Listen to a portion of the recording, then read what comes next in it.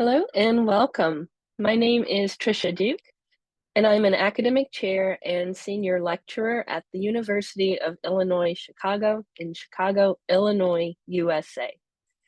Today, I'm talking about embracing a growth mindset toward plagiarism with developing writers. Some of the topics I'll be touching on include my personal observations on plagiarism, what a growth mindset is, and how to adopt it, and strategies for fostering a growth mindset both for yourself and for your students when dealing with plagiarism. Let's start off with a little word association. When a word appears on the screen, I want for you to say the first thing that comes to your mind. Our first word is plagiarism.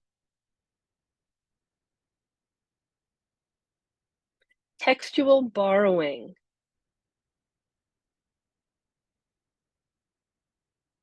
Patch writing. Were the words you associated with these negative? Did you groan when seeing them and immediately think of a particular situation you faced with a student? You're not alone, especially when it comes to English language learners whose intertextual practices often do not meet our expectations. I'd like to make a few observations about plagiarism from my own experience. I've been teaching English for 30 years in various contexts, including junior high, high school, intensive English programs, pathway programs, first-year composition, and English for specific purposes courses. I like to think that I've seen it all, but as soon as I say that, a student comes along with something completely new. My first observation is that not all student plagiarism rises to the level of academic dishonesty. The word plagiarism is applied to vastly different situations, from sloppy documentation and proofreading to outright fraud. We'll see that the whole gamut in our courses, and if we treat them exactly the same, we're missing out on valuable opportunities to instruct.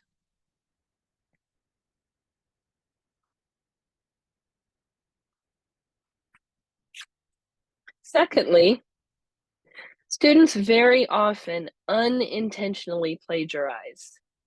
This is particularly true with developing writers who are potentially struggling with understanding the source information and therefore over-rely on its wording. Third, plagiarism can be considered a developmental stage in a student's development as a writer. Before students learn to paraphrase well, they paraphrase poorly.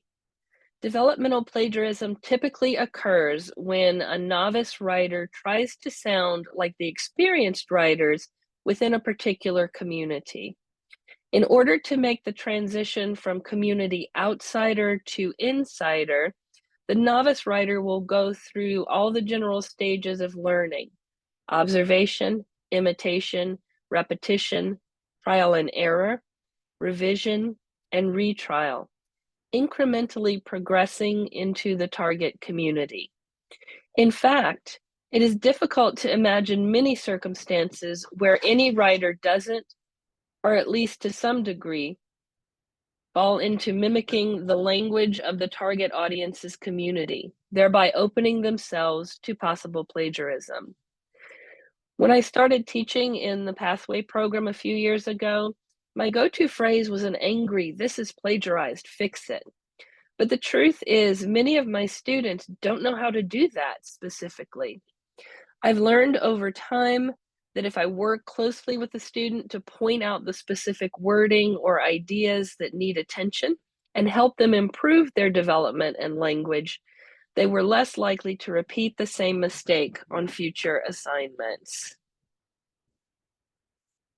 Fourth observation, in some real-world contexts, plagiarism is acceptable and encouraged.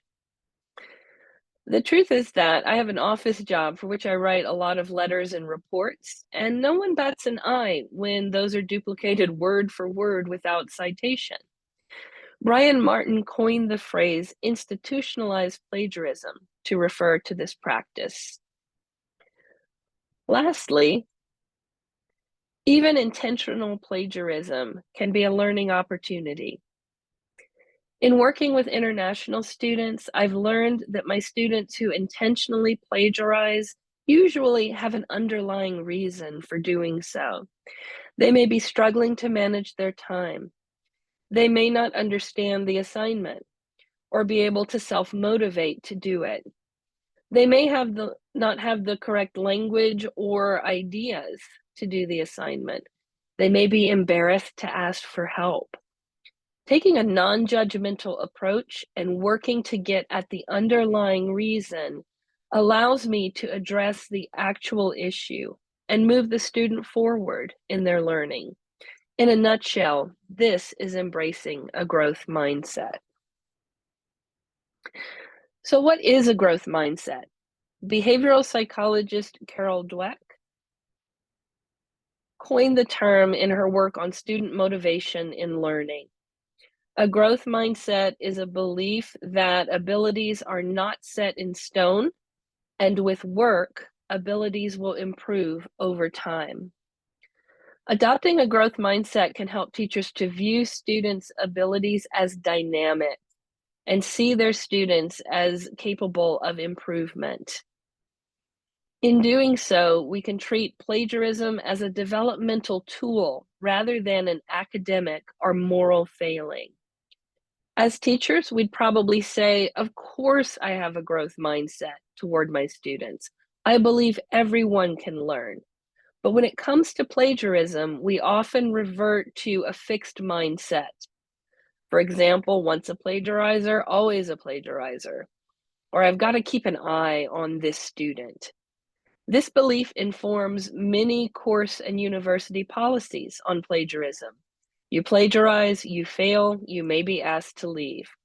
Instead of helping a student to move beyond plagiarism, we punish them, often quite harshly, and often with no or few questions asked. If, on the other hand, we adopt a growth mindset ourselves and foster a growth mindset in our students, we can use incidents of plagiarism to significantly lower the stakes and use them for opportunities for learning. This diagram outlines the difference between a fixed mindset and a growth mindset. We see evidence of a fixed mindset when students say things like, I'm just not good at math, or I'll never write like a native speaker. We also see it in directives such as avoid plagiarism, which assumes that all students are somehow automatically able to integrate sources into their writing and can simply choose to do it successfully every time. This puts a lot of pressure on students. I've seen many avoid source use or avoid writing altogether to not be accused of plagiarizing. Fostering a growth mindset with students, on the other hand, means allowing for trial and error in integrating sources. It's assuring students that they are going to make mistakes, that plagiarism is going to happen, and that that's okay. It's helping students to start where they are in order to improve, rather than setting the bar too high from the beginning. Now let's see how to incorporate a growth mindset into our approach to plagiarism, using insights from research. Let's first consider student skill development. Deku observes that synthesizing and integrating source material can be challenging even for the most experienced scholars.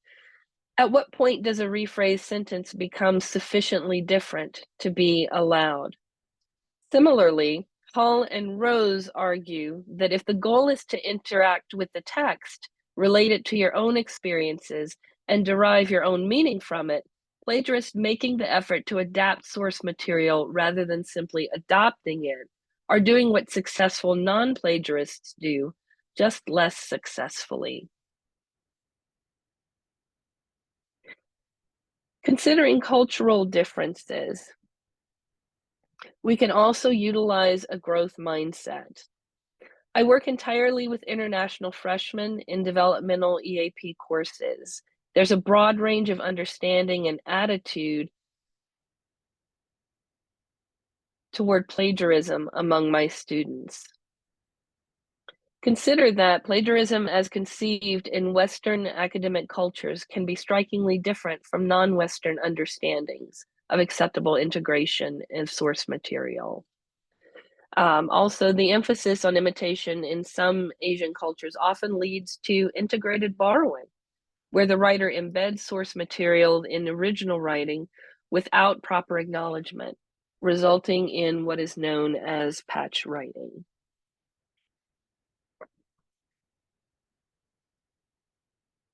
Let's take a closer look at patch writing. Both Howard and Pecorari observe that patch writing is a common form of developmental plagiarism and virtually inevitable. Given that developmental plagiarism can be a stage of student writers' development, teachers might facilitate this development by giving assignments that invite the use of patch writing as a way to introduce discussion of citation, plagiarism, and revision.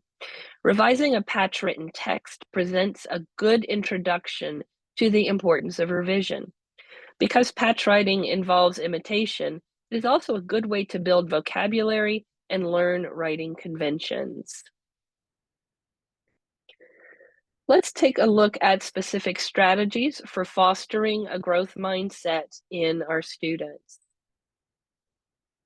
In our classes, we usually share Google Doc for all of our writing assignments in order to focus on the process. All of the parts of the writing process are conducted in those shared docs. And so I am able to see all of the work that my students are doing. This helps because it focuses the student on the process and it allows me to step in the early stages when something is going off on the wrong track. Secondly, related to our use of shared Google Docs is teaching writing and the writing process as a conversation. The process is set up as a conversation between students and their peer review partners and me. All parties are encouraged to make comments and ask questions in the shared Google Doc. The reason that we use Google Doc over similar word processing tools is that we can trace the entire document history, which helps me as the teacher to see where students are struggling, where they might be engaging in questionable behaviors. Strategy 3 is manage plagiarism at the earliest stage possible. I've learned this the hard way. It's not going to get better if they start plagiarizing in the early stages. And so that's a really good time to jump in and help clean up those issues so that they can actually start producing stronger work. Strategy 4 is to practice, practice, practice. Don't wait until that big research paper in the second half of the semester to start teaching source integration. And certainly don't assume that the students walking into your classroom will have all of the skills that they need when it comes to using sources. Lastly, it's important to invest time in helping students to find their voice. This happens in my classroom by creating a learning space where students can work together to develop their own ideas. Some of my students have never been asked for their opinion on a topic, and they struggle to put one together. Many tend to go directly to the internet to see what others are saying and borrow some talking points. Building student capacity means lots of discussion, lots of brainstorming, and lots of back and forth. Using scaffolding helps to create a learning space where students can work together and where they can build confidence to share their own ideas. Thank you for listening. I'm happy to answer any questions. You can use the QR code here to access this presentation, a reading list, and some of the sample materials associated with the strategies I've outlined here. Thank you.